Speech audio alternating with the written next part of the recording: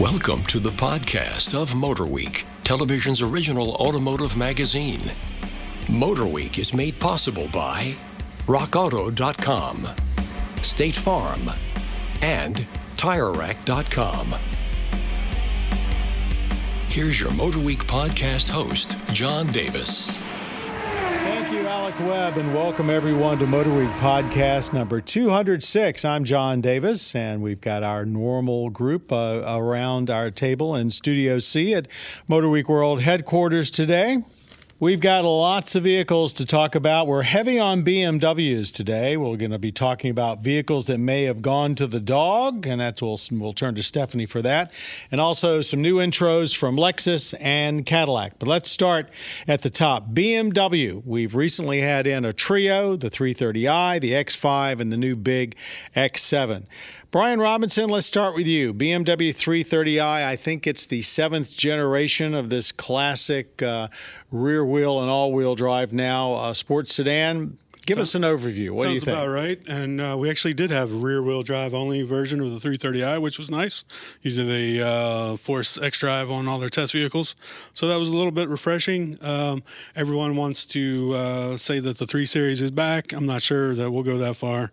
They certainly brought a little bit of steering feel back. That's always been the biggest complaint. But by and large, I think they've made a statement that they're moving on from what they were. They keep cramming more and more technology, more and more luxury into it, which is what the majority of their buyers want. Still a fun car to drive, though. You know, we used to call that size a compact sports sedan. That's a big car now. Everything's big these days, for sure. I liked driving it. I thought it was still a little on the softer side, but you know, the thing about the 3 Series, the last couple of generations, even when you think they've gotten a little soft, when you push them, they do very, very well. So They do. I loved it, as a matter of fact. And, of course, there's a couple of things I didn't like as well. But I tell you what, and first thing I did was put it in sport mode and take my backroads route home. And that car has a ton of power. For 255 horsepower, It feels like it's got a lot more than that. I was even okay with the automatic. It was well sorted out in sport mode, and the power was there when I wanted it, and I seemed to be in the right gear. And it bumps. And now onto the things I didn't like. The digital gauges. Everything's pushed out far to the corners, and it's hard to see, which is fine. As long as you give me the option of changing the entire screen over to like a digital representation of round analog dials. How hard is that to do? Come on. It's actually pretty common. Yeah, sure. But that wasn't available. Yeah. But it did feel small and tight and nimble. And, you know, if you want a 3 Series these days, you got to get a M1 or not M1, but a 2 Series. Which really is kind of taking the place of what most of us remember the 3 Series as being. Mm-hmm. Stephanie, did you spend any time in it? I didn't have a chance to yet. Been busy you traveling. did see it? I like the look of it. Mm-hmm. Did you find it too big looking to you? Because I know you don't like really big vehicles. It does look a little too big. I was surprised at that. I guess when the first time I walked out, I was like, wow, this is not a 5. The X5, the SUV that started BMW down this road, we recently had in the X-Drive 40i with the 3-liter turbo i6. Comments. It seems totally evolutionary to me, and again, just loaded with all the newest technology. Yeah, I love the outward design too. I mean, granted, though, it does look a lot more stately and luxurious than it does. It's taller now. It looks like. I mean, if you walk up to it, it looks taller. Yeah. Like everything's more vertical. Vertical. I think maybe when we get to the X7, I think we can talk about that even more there. And to me, that portrays less of a sporty image and more of a status symbol, just kind of image. Like, blam! I look like a grandfather clock, or at least like I could carry one if I had to. Great driving vehicle, amazingly capacity on the inside, I guess, again, from that kind of upright stance. I've got a lot of friends that have bought these over the years, and, they saw it, and it's like they're very comfortable with what it looks like. They just feel like, it's more and better of the same. Anyone else have a comment? I mean, it's a winner for them. It handled great at the track. It's definitely there's performance lineage there for sure. Now, up till now, you've been able to get a third row in the X5, but BMW's not really had a 3-row SUV per se with real legroom in the third row. They do now. The new X7, xDrive 50i. I don't mean this in a derogatory way, but what a beast. I mean, it's big, it's heavy, it drives well. It's got so much technology on it, I honestly think you need a year in college to figure it all out. You've spent much more time pushing it than I have. Comments? Indeed. Is it a real BMW just upsized or what? Well, it's a real BMW in today's definition of a real BMW, that's for sure. Which is luxury and performance and maybe a little bit more L than P. Yeah, I mean, the luxury, the performance is there, but I wouldn't say you have to look for it, but you can easily drive it very casually and comfortably without knowing that it's a performance car until you step in the pedal, and then it just changes hats right there. It's all in one. Yeah, over the top luxurious inside as far as all the leather stitching everywhere, and the shifter's got like a crystal. Yeah, that crystal look to it. That caught me off guard. Yeah, I wasn't expecting all that. Yeah, me either. And we had the twin turbo V8, so plenty obscene amount of power for that vehicle. Almost 456, almost 500. Third row, plenty of room in the third row for me. I sat back there. It's got a power folding for the second row, which is super easy, but it takes like forever. I don't know if you got kids like waiting to climb in the car or whatever. It'll be frustrating, but plenty of room back there. Surprising amount, I thought. Those M brakes on there, that thing really came down quick too. You know, it's got a sensor on the second row that tells you if after you've gotten into the back row, if you haven't latched the seats back properly. That's been on for days, but it's it's got so many sensors now. One of the things when we were talking about around the office, and we didn't mention it with the 330i, the 330i was the first 3 Series with gesture control, and the 7's got it. I think you have to have the technology package with it. Has anyone had a lot of experience trying to use the gesture control? I mean, this is not new. They've had it for a couple of years. Cadillac tried it for a while. Yeah, I've experienced it. Sometimes it works well, sometimes it doesn't. And that's it. It depends seems on what it feels like doing that day. Whether you point at it or you twirl your hand. Have car makers gone too far at this stuff? Yeah, I mean, it's a cool circus trick to show friends when they get in for the first time. Watch, I can magic. But I'm serious. If there's nobody to watch you do that, you're just going to grab the knob and turn it up.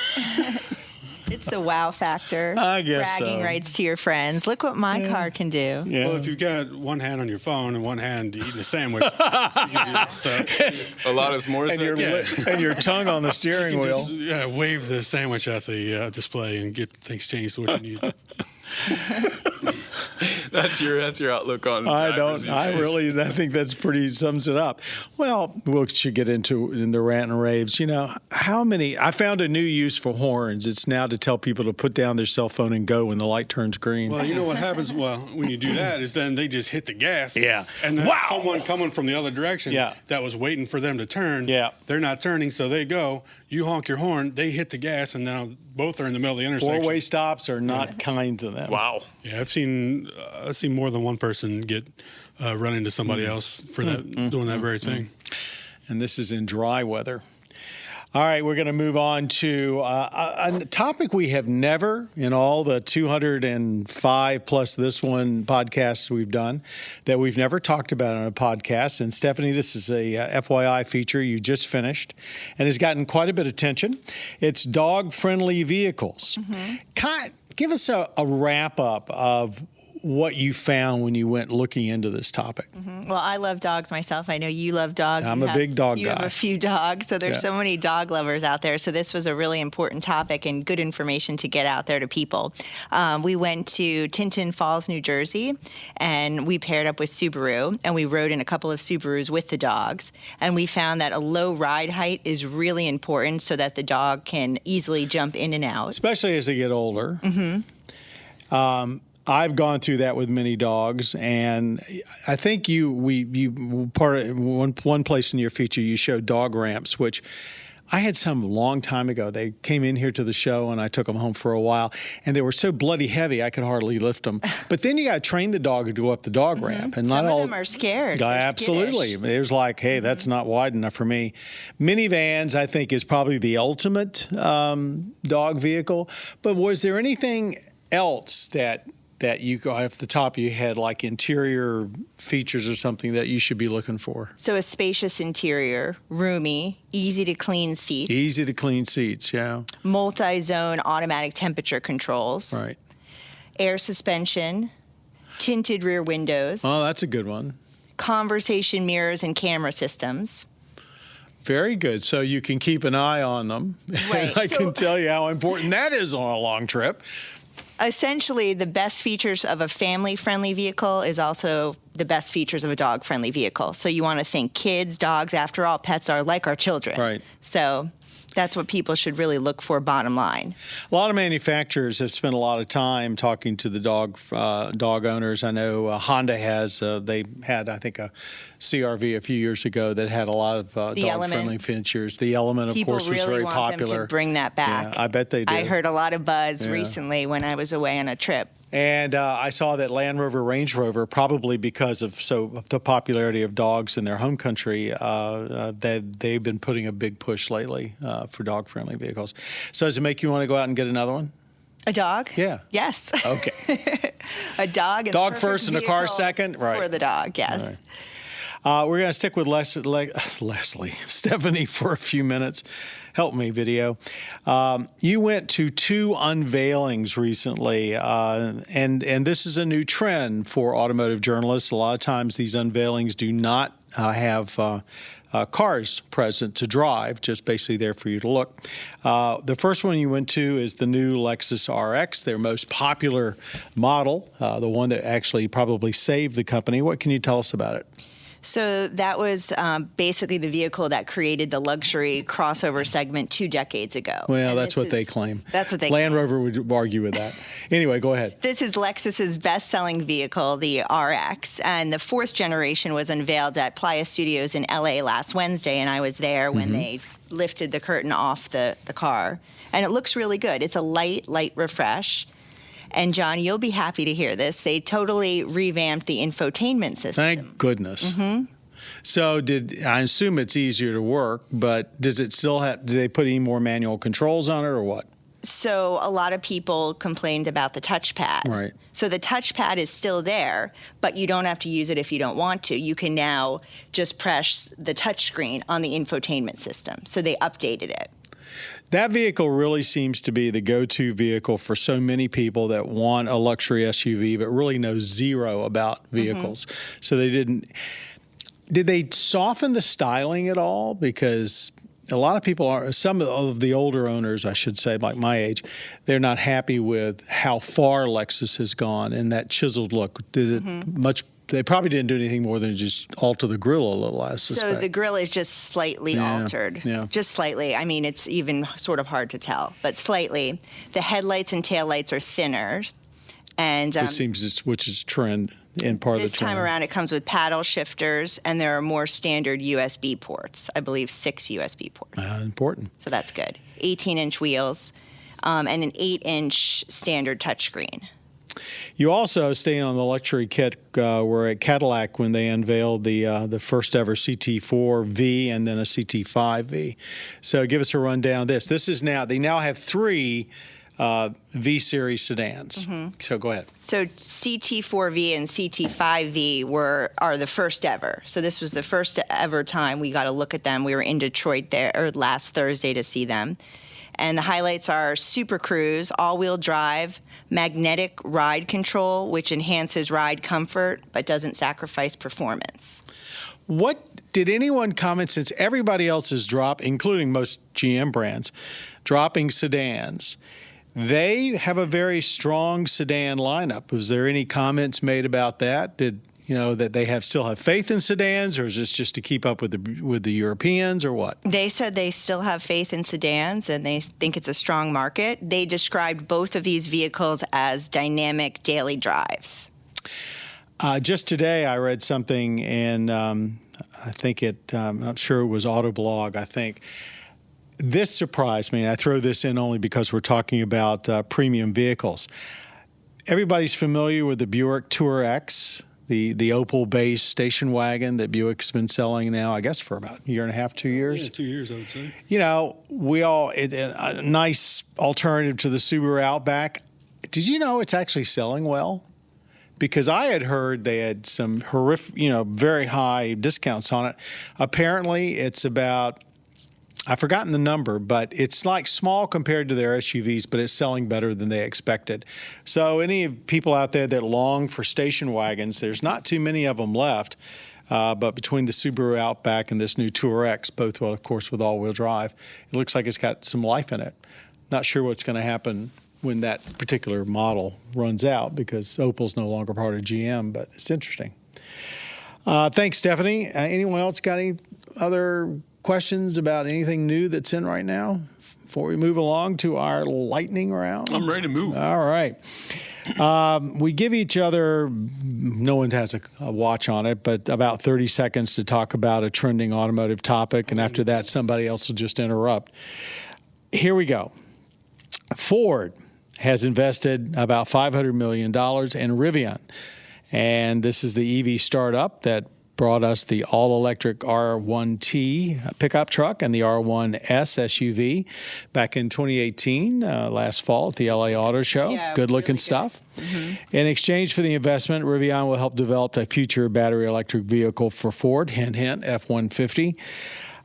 Good investment for Ford. I mean, this is the company that already had a lot of Amazon money in it. They've shown a couple vehicles. What do you think? If they got a chance, is this just someone trying to play catch up against folks like Tesla? What do you think? Sure, it's a good idea to partner with someone else and share the development cost. And if it goes into a truck, I mean, that's a win-win. We just talked about nobody buying sedans. All right. SUVs and trucks are over 70% now of sales. So, yeah, why not? In 1 week, that story went from GM was going to invest in them to Ford giving them $500 million. What I haven't heard is whether there was a bidding war, but obviously people must think their technology is pretty impressive. Mm-hmm. And their styling is Their impressive. styling's terrific. I saw both of them in person at the LA Auto Show, and I was blown away. And you should have seen the crowds of people surrounding them. What they are forgetting, however, is how difficult it's going to be to make a pickup truck with electric engine and all the batteries you have to have any kind of endurance and actually become highly capable. I mean, as something like a Honda Ridgeline replacement, sure, that's a very light duty vehicle. Unless they got some serious plans for some new battery technology. Something that we don't know yet. Yeah, it's going to be interesting. But go ahead. I mean, they got the bed back there. I mean, there's plenty of space. I mean, they could make the whole bed out of batteries. I mean, I don't think it'd be that difficult, really. And when you really think about it, most people don't carry that much in the back of a pickup truck anyway. I mean, I've got an old Ford Ranger, and I would say the heaviest thing we ever carry is probably about, it would be a big load of mulch. So what's that? Maybe 1,000 pounds? Not that much. Yeah, I mean, there's a lot of places for batteries, like you're saying. You could even go between the back of the cab and the bed, fill that whole area up. I don't know about making a bed floor out of batteries because that could get some rough service, but I understand where you're going. And the batteries are getting denser, so theoretically you might need fewer in the future. I was talking to one of our compatriots, and he said, really, companies like Ford, GM, they can't afford not to invest in this technology. And I think when everybody says, why are they all getting ready to build so many all-electric vehicles? Because the world's going that way, even though the U.S. isn't. In the U.S., we're just not getting onto that all-electric bandwagon, and we're not being forced to do it like they are in, say, China and in many European countries. So the car makers, we're getting there, just a much slower pace, probably. More and more options, more people are asking about us all the time. So, I mean, we're getting there. It's not going to happen overnight. And Stephanie hasn't seen it yet, but, when Cadillac was unveiling the CT4V and CT5V, GM was also talking about their new electric architecture, which Cadillac will probably be the first to use that. At least on an all-electric vehicle. Mm-hmm. Yeah, didn't they say Cadillac was going to be their all-electric brand at some point? That seems that's where they're headed. Okay, viewer question. This is an interesting one because it really sort of depends on your mindset and also how heavy the traffic is. This comes from Charles, who writes us, what's the most cost-effective way of getting up to speed, like when you're entering a highway via a ramp or accelerating from a stoplight? Some say it's getting up to speed quickly, so there's less time spent accelerating, whereas others contend best to slowly and gradually accelerate. Okay, what do you think? It depends on the car, personally, but I mean, just go by your tack. The harder you're working your engine, the more gas you're burning. For the most part, hybrids, I think, are the exception. I think you get those things up to speed in a hurry, and then you can back off and use pretty much all battery power from there. Again, it depends. Big V8s, you get those up to speed pretty quickly as well. So it depends on the vehicle, I think. Benny, any comment? Well, that's a tough one, but generally I would have to say getting up to speed quickly would be your least efficient way. I think that's correct. I mean, the heavier you are on the throttle, but think about this. Pulling away from a stoplight's one thing because you've got the road ahead of you and ostensibly nobody else there. When you're pulling onto a ramp on an interstate, if you do it slowly, you're probably going to get killed. I think so. Yeah, I would put cost in the back burner for those situations. I think the whole idea behind merging lanes on an interstate was to be up to speed of the main flow of traffic when you merge in. Mm-hmm. So Charles, I think really, if you want to save money, be light on the throttle, but don't get yourself killed just to save a couple of tenths of a cent. Rant and rave. Anybody got something that is gnawing at them lately, or something they just high-fiving them, just can't understand why not everybody doesn't do it? Now that sounded like you had something. No, I've got a rave, but I don't. Unless somebody's got it. Everybody loves rants more. Has anybody got a rant? I got nothing. All right, I'm just going to drop my rave then. Good. I am super impressed with. We've done a piece on Radwood, and they had the other one. What? A weekend ago or so, as we're taping this, or is it coming up? And there's one this weekend in Jersey. Jersey. That's the one I'm thinking of. I just love how that 80s and 90s culture is getting recognized and appreciated. And we were talking about all these BMWs, and more tech that's getting forced on us, the more and more I think these analog cars, as they're being called, are going to gain in popularity. And I think it's awesome that people that aren't in the cars can just run out and get like a 90s old Cutlass Sierra, and they can dress up 90s and go to these shows and celebrate everything 80s and 90s. I love it. I think it's awesome. Just when you thought nostalgia was dead. Because now I got that Miata with a CD player. Yeah, there he goes. So now there's this surge in old audio equipment, like absolutely 6-disc changers, and people love cassettes now, and that stuff's getting huge. Well, we have a huge selection at home of CDs, and my next car will probably not have a CD player. So I went out and found, an old 80s, not Walkman, but something close to it, so I could at least plug it in and listen to CDs. And they'll probably bring back a 5-disc changer, if it's not already back, that you can put into the glove box. So great. What goes around comes around. Because you really can't beat the audio. No, you can't. I mean, unless you have those really high-file music things, but let's face it, you can't go to the library and get those, but you can get CDs from your library. And I don't know who's got the time to put all their old CDs onto their phones. I guess if you have Amazon Prime, you're okay, but for the rest of us. And then your tech's just going to reject it anyway.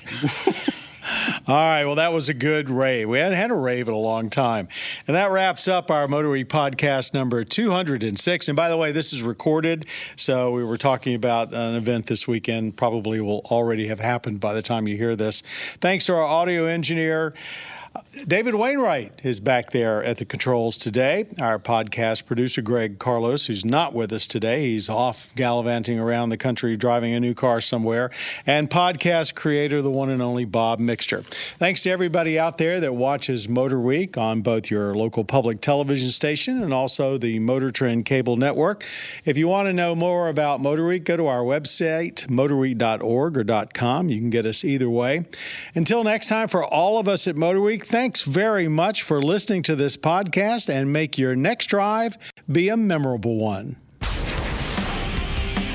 You have been listening to the podcast of MotorWeek, television's original automotive magazine.